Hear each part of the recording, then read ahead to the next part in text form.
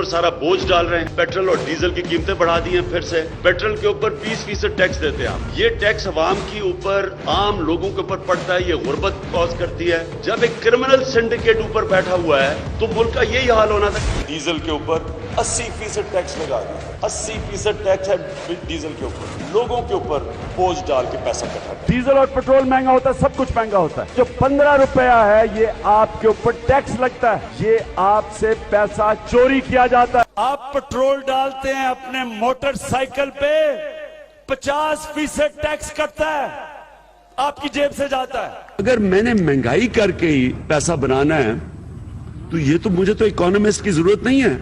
ये तो कोई भी कर सकता है। ये तो आप कराची के अंदर 4-5 ग्रुप्स हैं जो जाके जगह लेते हैं, बता लेते हैं लोगों से। ये बता हो गया। IMF के कहने पे रुपया गिराया गया।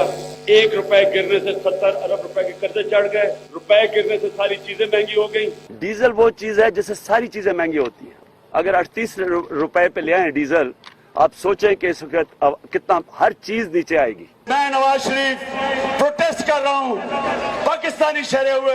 मेरा ये हक है आपसे कहना कि आपकी नाहली, आपकी करप्शन की कीमत मैं महंगी बिजली से क्यों दूं, इसलिए मैं अपना बिल जलाने लगा।